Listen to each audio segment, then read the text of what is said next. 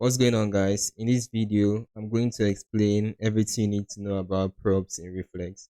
So props in Reflex, they are passed in as keyword arguments to your component function. They modify the behavior and the appearance of a component. So for this example we have here, we have an avatar component and it has these fallback props and these background color props, right?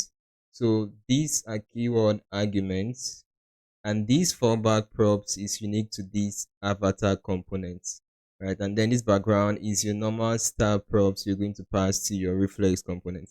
So when I go to my browser, I'll see that it's displaying this avatar for me, and it has the text RX, right? So basically, props they try to modify the behavior and the appearance of your component. In this case, this is going to display the text RX, and then background color is going to give us the blue background color we have here. So that is that for props. Modify the behavior of your component or the appearance of your component, and also they are passed as keyword arguments. Also, props can be unique to a component, just like we have in this avatar component. These fallback props is unique to this avatar component, right? So to some other components, you cannot really use this avatar there. So it's just unique to this particular avatar. This you cannot use fallback components there. This fallback is just unique to this avatar component, right? So some props are unique to a component, why others can be general, more general to a lot of more components. Something like this is a background color here is more generic, so you can apply this to a lot of other components, but this is specific to your avatar component. Also, we can pass standard HTML properties as props. For example, we can also pass something like your ID here, right? Is equals to, I can say, avatar dash ID. And then I can pass something like class name. I can just put something like, let me take this down, and then let me take this other one down. So for the class name, I can say something like class dash name dash one, right? So you can pass your standard HTML properties as props, just like this ID and class name, right? No, we know that the ID props is going to, in case you want to like apply some JavaScript to this component, you can use this ID, and also this class name. If you want to apply a kind of styling to this avatar component, you can use this class name, right? So you can do this. You can pass HTML standard properties as props, also the keyword arguments. And then another thing I want to explain is that we can bind reflect state vars our to a prop. So I'm going to use an example to explain this. I'm going to take this out. And then for this example, I'm going to return a text component. This component is going to have the text, let's say, hello world. Take this back. Hello world is going to have color scheme. So this color scheme is going to call states dot color. So it's going to call a value in my state. I'm still going to declare that value, and then I'm going to have, let's say, an event. So you can also add an event to a text component. It is not normally done, but I'm just going to use it in this example. So I have state dot flip underscore color, and then I'm going to use this CSS property, this prop. So I will say hover.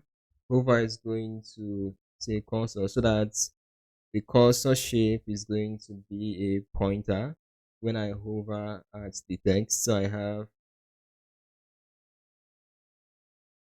pointer. Perfect. Right, so we have these text components. We're displaying the word hello, hello, hello world. Then we have the color scheme. We're going to declare this in our state. We have the enclave. We're going to declare this in our state. And then we have the hover. So I'll go back to my state. And then what I'm going to say is color is a string. So str is equals to, I'm going to give it a default value of red. And then I'm going to declare this event handler.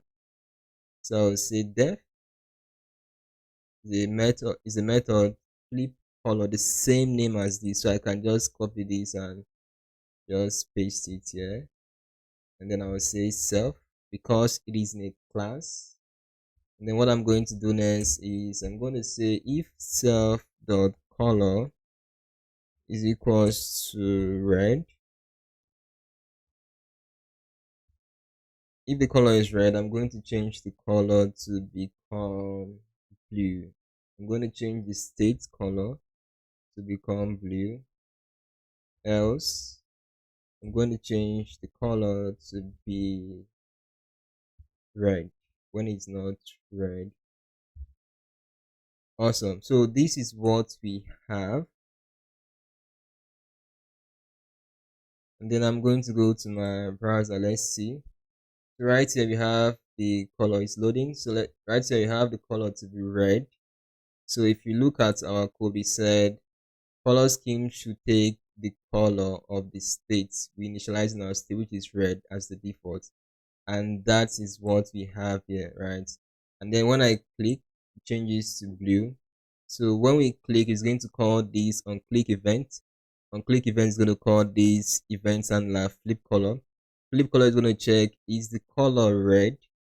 Yes, then it's going to change it to blue. That is why when it was initially red, when I click, it called this method. And then because it was red initially, it changes this to blue, and then we have blue here, right?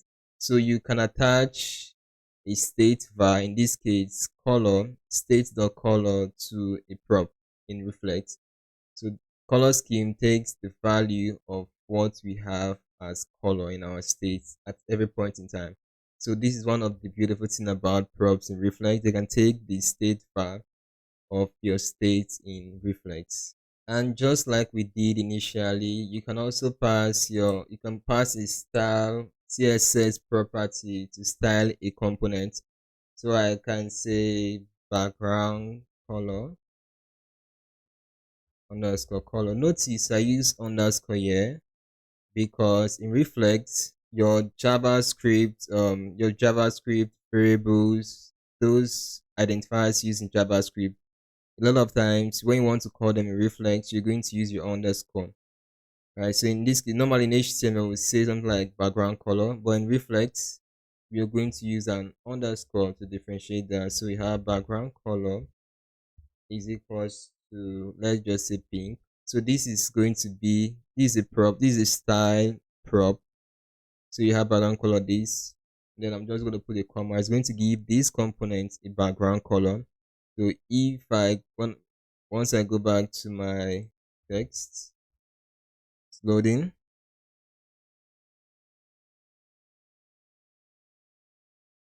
So we have this background color here. Say this pink, and then we have pink here. Awesome.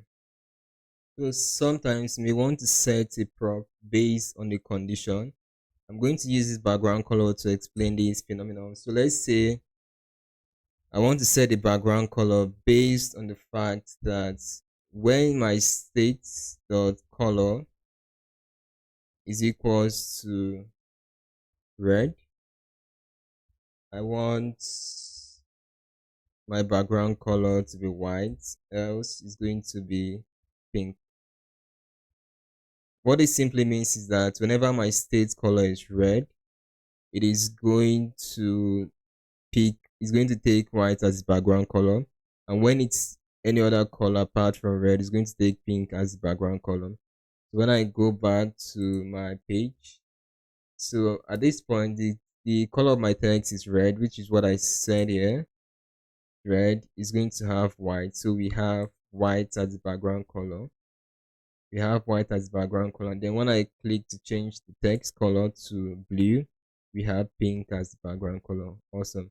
So that is what it simply means, right? So you can attach conditionals to your props so that when, depending on what you have, you're going to render a particular behavior or appearance.